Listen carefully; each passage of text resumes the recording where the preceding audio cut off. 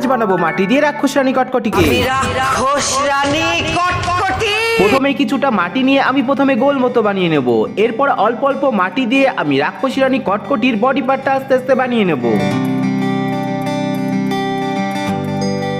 আমরা কিরণমালা সিরিয়ালে দেখতাম যে রাক্ষসী রানী কটকটি যখন রেগে যেত তখন কিন্তু সে মাজায় দুটো হাত দিয়ে এইভাবেই দাঁড়িয়ে থাকতো।